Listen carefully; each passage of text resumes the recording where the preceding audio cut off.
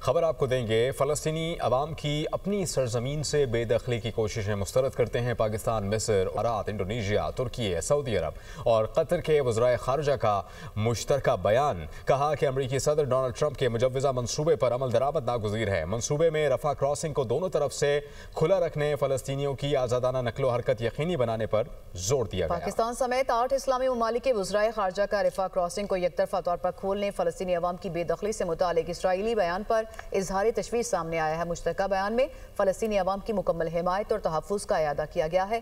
وزارت خارجہ نے عالمی برادری سے فوری طور پر اور مؤثر کردار ادا کرنے کا مطالبہ کیا ہے۔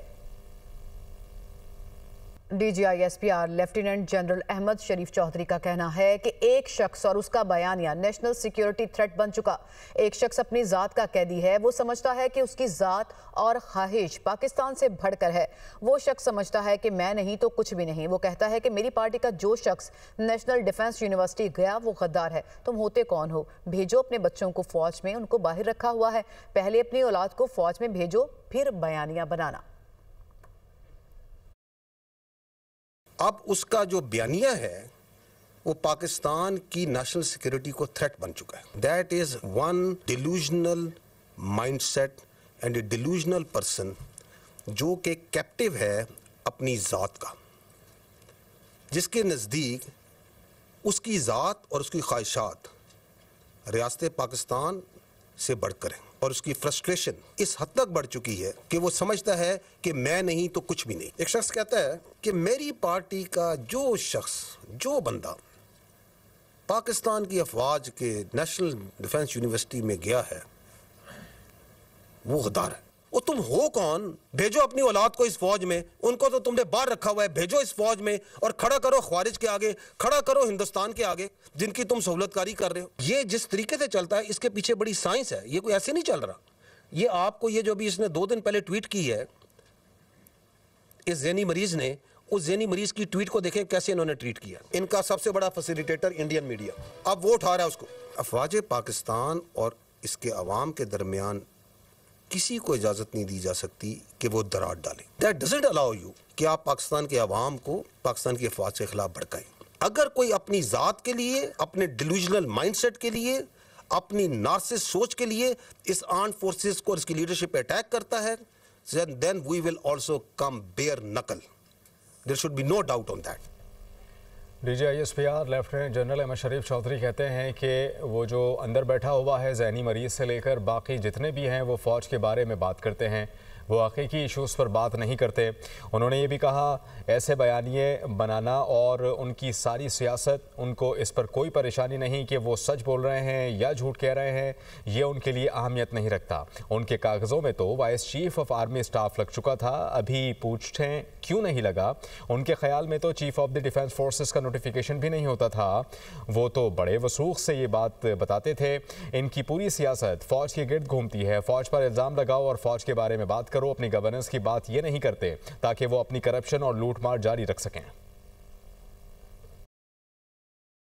جو پورا بیانیہ میں نے کہا دے ہیو اے کامیکل obsession۔ صبح اٹھتے ہیں شام تک وہ جو اندر بیٹھا ہوا ہے ذہنی مریض سے لے کے باقی جتنے ہیں وہ فوج کے بارے میں بات کرتے ہیں۔ they will not talk about the real issues because that is their whole politics۔ اور ان کو اس چیز میں کوئی پریشانی نہیں ہے کہ سچ بول رہے ہیں جھوٹ بول رہے ہیں۔ That's not important to them۔ ان کے کاغذوں میں تو vice chief of army staff لگ چکا تھا، ابھی پوچھے نا کیوں نہیں لگا؟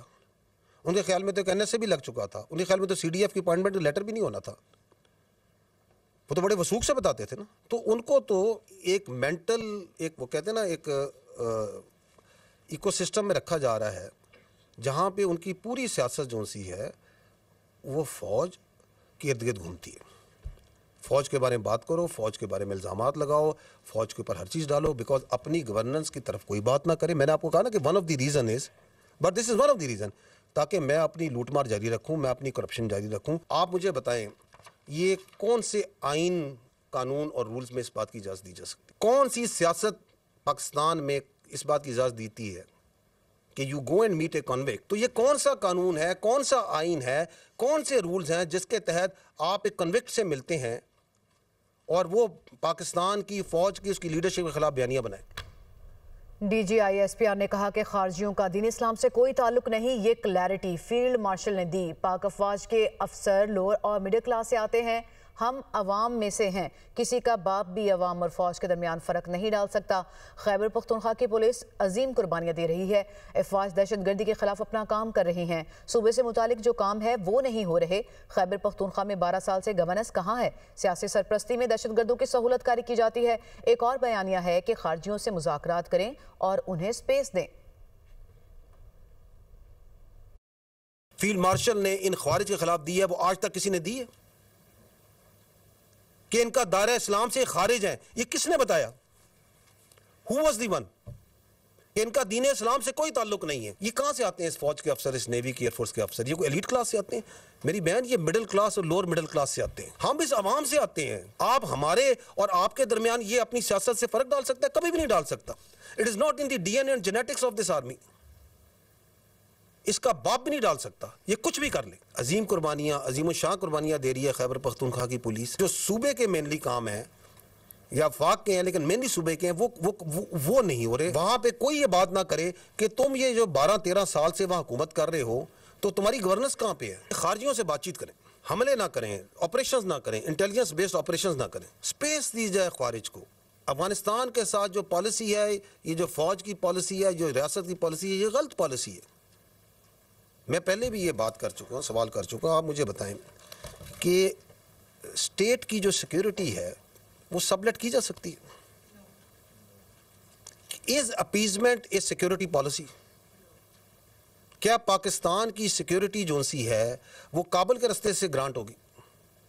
کیا دلی گرانٹ کرے گا پاکستان کی سیکیورٹی کو؟ خارج کا پشاور میں دفتر کھولنا ہے، یہ تو کہتے تھے دفتر کھولنا ہے، صافی صاحب بیٹھے دفتر کھلوانا چاہتے تھے۔ گورنر راج، گورنمنٹ کا فیصلہ گورنمنٹ سمجھے گی، nothing to do with the army. ہمارے کے پی کے جو بھائی ہیں، بہنیں ہیں، بچے ہیں، کیا ان کے مقدر میں لکھ دیا گیا ہے کہ ان کے اوپر ایک ٹولہ مسلط ہو گیا ہے اور ایک شخص کی جو ذہنیت ہے جو کہ اپنے ذات سے آگے نہیں سوچ سکتی، جو اس کو کوئی پرواہ نہیں ہے کہ خیبر پختونخوا کے عوام کے ساتھ، ان کے ساتھ میں اپنی سیاست کے ذریعے کیا کر رہا ہوں، وہ کھیلتا رہے ان کے مقدر کے ساتھ؟ یہ سمجھتے ہیں کہ پاکستان کے عوام نائیو ہے نا، یہ سمجھتے ہیں کہ ہم ان کو بیوقوف بنا سکتے ہیں۔ We need to tell you that Pakistan میں جھوٹ اور فریب کا یہ کاروبار مزید نہیں چلے گا، اس کی اجازت نہیں دی جا سکتی۔ DGISPR lieutenant general Ahmed Sharif Chaudhry کہتے ہیں کہ بھارتی خفیہ ایجنسی را کے اکاؤنٹس ان کے ٹویٹ والے بیانیے کو چلا رہے ہیں۔ آپ نے مارکہ حق میں دیکھا، کیا بھارتی میڈیا پاکستان کا دوست ہے؟ بھارتی سوشل میڈیا انفلوئنسرز کو دیکھیں کہ کہاں سے ٹویٹ ہوتی ہے اور یہ کہاں سے بیانیاں اٹھا رہے ہیں۔